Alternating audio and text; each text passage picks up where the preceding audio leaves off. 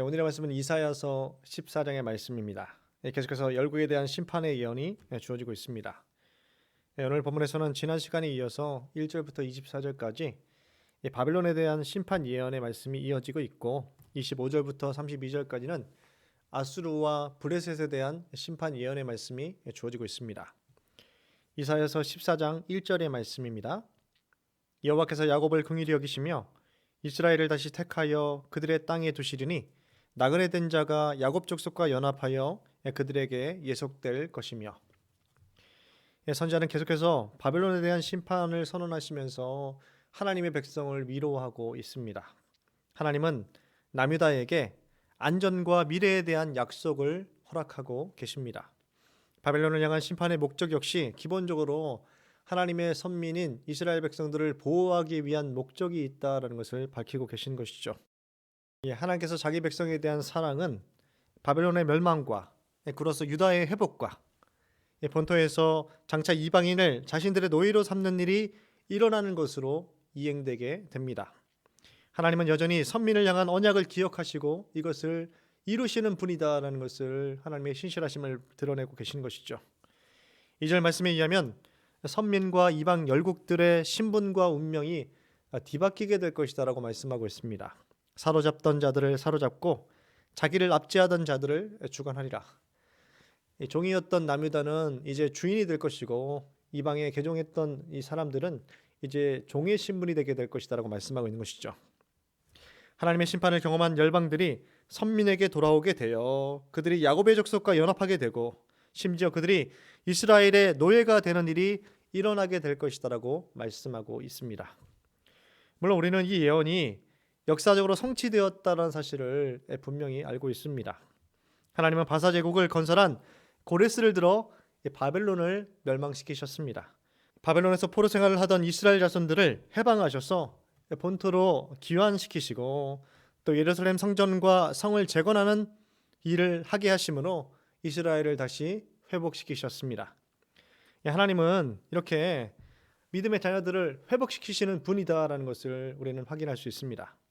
하나님의 구원 사역이 인간의 조건이나 자격에 관계없이 구원의 주체이신 하나님의 신실하심으로 반드시 그것이 성취되어진다라는 것을 확인할 수 있는 것이죠.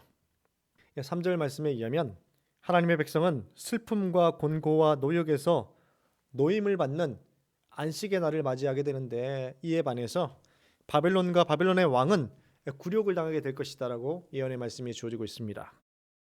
그러면서 유다가 안식을 받게 되는 날에 부르게 될 노래가 기록되고 있습니다. 마시알이라고 하죠. 바벨론 왕의 굴욕에 대한 그들의 비웃음을 당하게 될 것에 대한 이 노래가 불려지고 있습니다. 이 번역에서 바벨론 왕은 세 가지로 지칭되고 있습니다. 그것은 바로 압제자, 계명성, 행악하는 자손이다라고 지칭되고 있습니다. 이는 특정한 한 개인을 지칭하는 것이 아니라 일반적인 바벨론 전체를 대표하고 있는 이 표현이라고 할 수 있는 것이죠. 4절부터 11절까지 압제자의 모습과 당하게 될 심판에 대한 말씀이 주어지고 있습니다.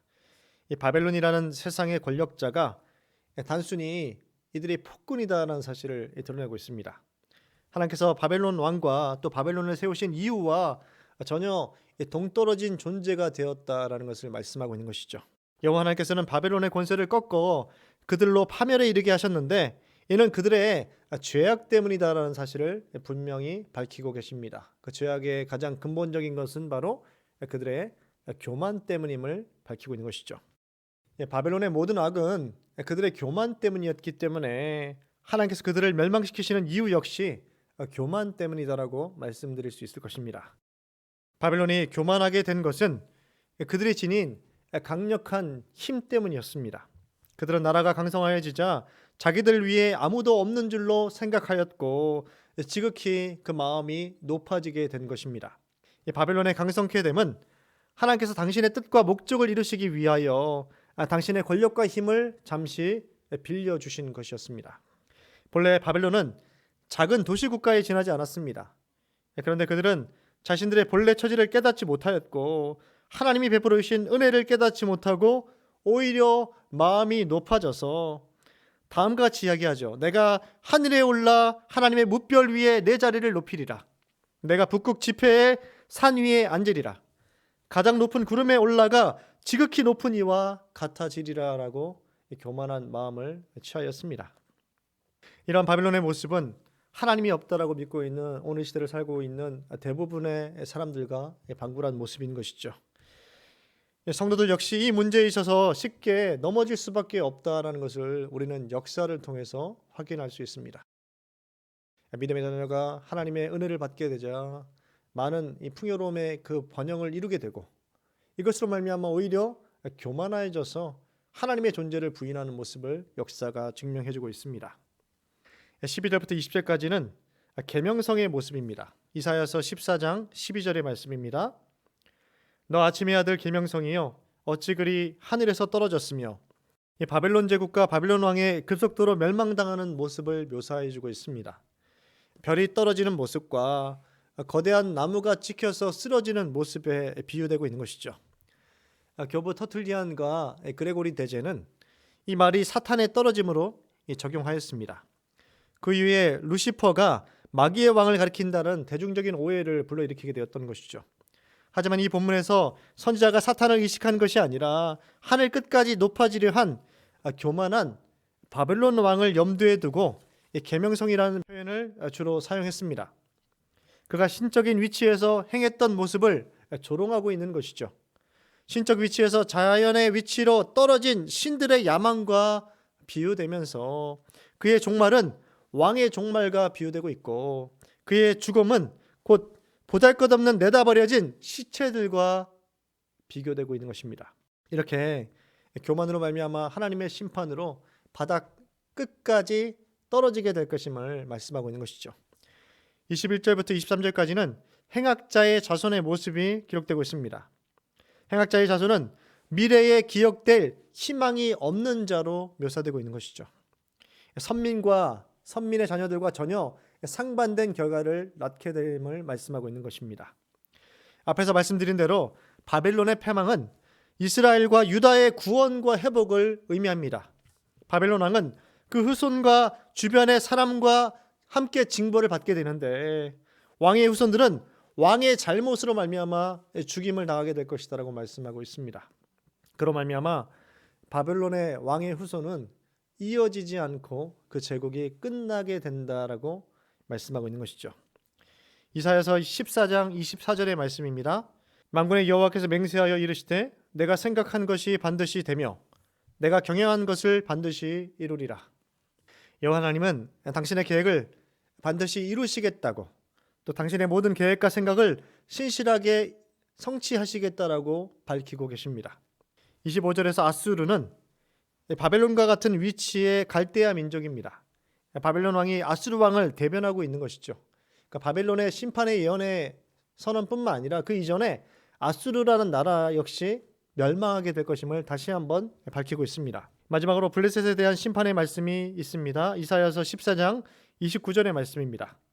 블레셋 온 땅이여 너를 치던 막대기가 부러졌다고 기뻐하지 말라.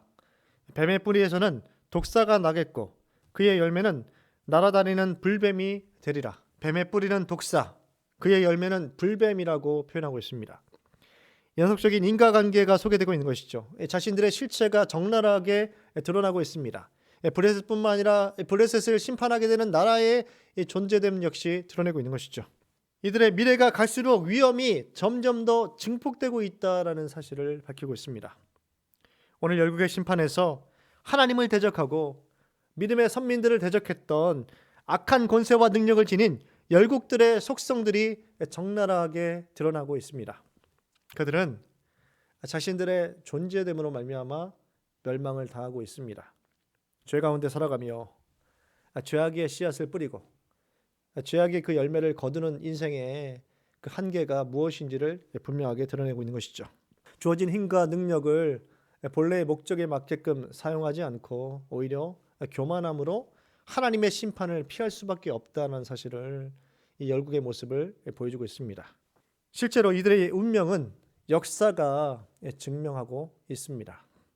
바벨론과 아수르, 이 블레셋 예언을 통해서 우리가 알 수 있는 것은 두 가지입니다. 그 첫째로 하나님의 계획의 역사적인 확실성을 드러내고 있습니다.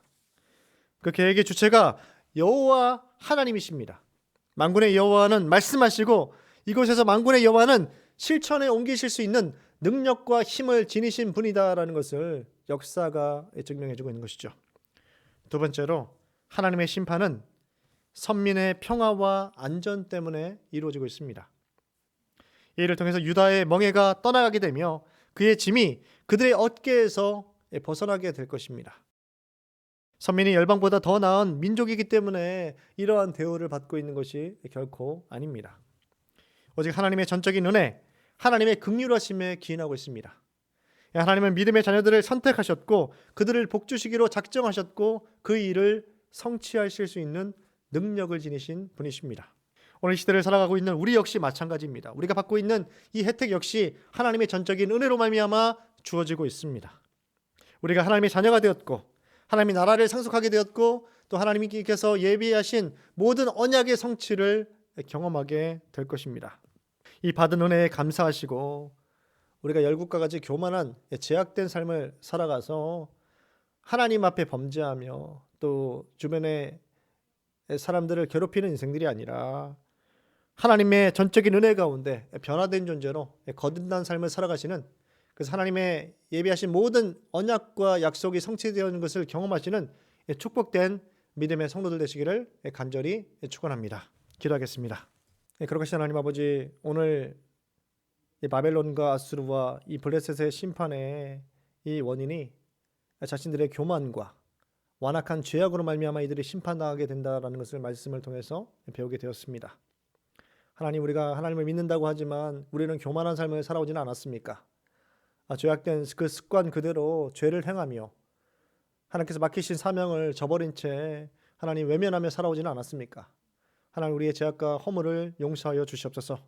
하나님, 서울교회와 믿음의 성도들을 기억하셔서 하나님 앞에 겸손한 자들 되게 하시고 또 하나님이 예비하신 모든 그 꼴과 은혜를 마음껏 받아들이는 복된 인생들로 변화되게 하셔서 교회의 분쟁과 아픔에서 이제 이겨나게 하시고 이 모든 교회 사태가 해결되어지게 하셔서 전적인 하나님의 은혜로 말미암아 다시 과거의 그 영광을 회복할 수 있는, 오히려 더욱더 거듭난 존재로서 마음껏 주님의 영광을 위하여 삶을 살아갈 수 있는 성숙한 그리스도인 될 수 있도록 하나님 우리를 붙잡아 주시옵소서. 하나님 건강의 복을 허락하시고 또 삶의 모든 문제들, 재정의 문제들, 또 하나님 모든 관계의 문제들 우리 주님께서 해결하여 주시옵소서. 감사를 드립니다. 우리를 구원하신 예수 그리스도의 이름으로 간절히 기도드립니다. 아멘.